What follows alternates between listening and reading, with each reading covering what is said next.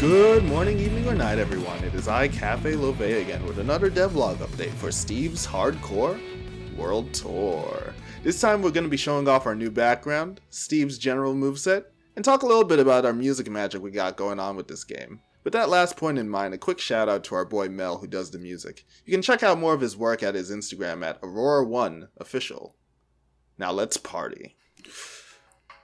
Okay guys, are you ready for this? Boom! New background.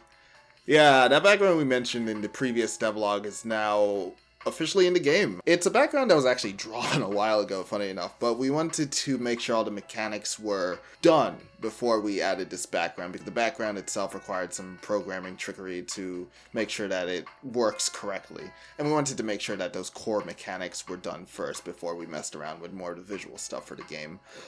Now that we have this done, you can see the perspective the post-demo levels are actually going to have. Up on the screen right now is an example of a future level that has been conceptualized for the final game. This perspective was actually thought of very early in production of the game. It was a way to reconcile co-op gameplay without things getting too cluttered. If people can shift around both forward, back, and in 3 dimensions, then there wouldn't be as much bullet clutter on a particular lane. So this was something that we really wanted to make sure we got right, and there was a lot of adjustments that was needed to make sure that perspective made sense to a human brain.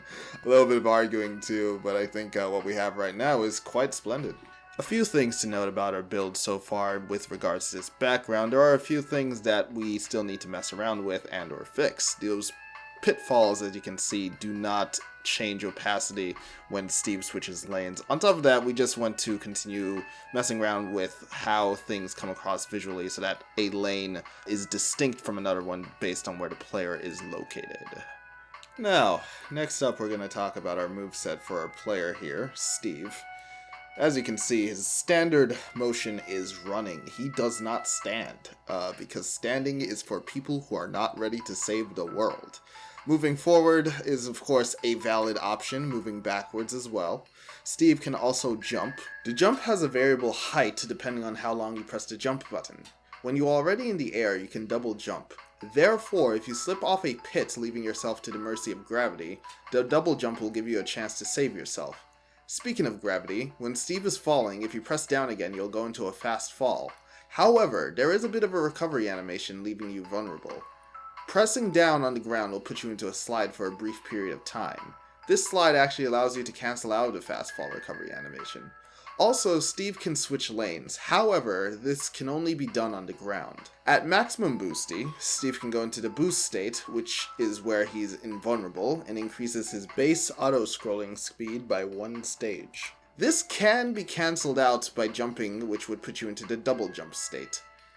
Steve can get hit, and after getting hit a sufficient number of times, Steve, of course, can die.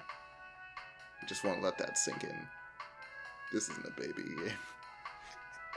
However, to help prevent death, you can shoot enemies. As you can see here, there are 8 directions Steve can shoot, both in the air and on the ground. The only time Steve cannot shoot is when he's fast falling, sliding, lane switching, or boosting. And with that concludes our overview of Steve's moveset. Future characters will have some differences which we will discuss when they are implemented. Finally, to end off today's devlog, I would like to talk a bit about a feature still in the works. I've mentioned in the previous devlog that the game has 4 auto-scrolling speeds: slow, normal, enhanced, and fastest. Well, to add to that exhilaration felt from the player when they managed to get into the latter 2 speeds from playing well enough, the music changes. While I could describe how this works, I think it would be best if we go by this demonstration.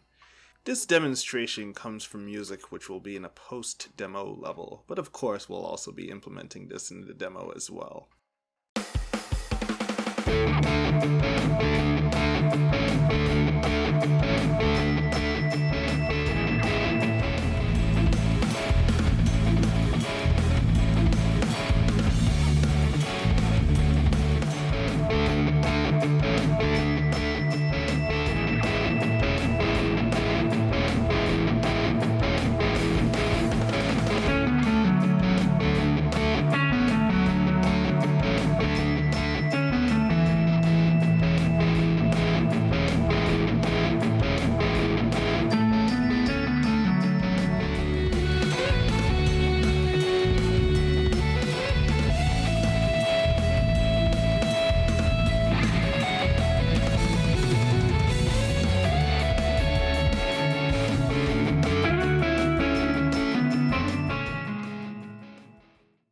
If you like our OST so far, remember to check out more of our musicians' work at Aurora One Official on Instagram.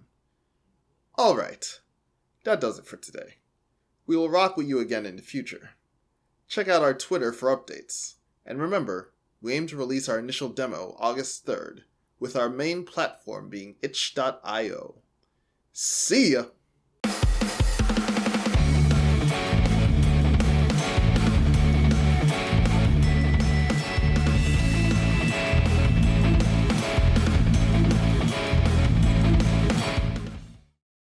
Nice of the princess to invite us over for a picnic, eh, Luigi?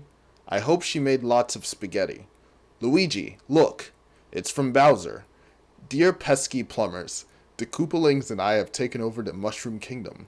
The princess is now a permanent guest at one of my 7 Koopa hotels. I dare you to find her if you can. We gotta find the princess, and you gotta help us.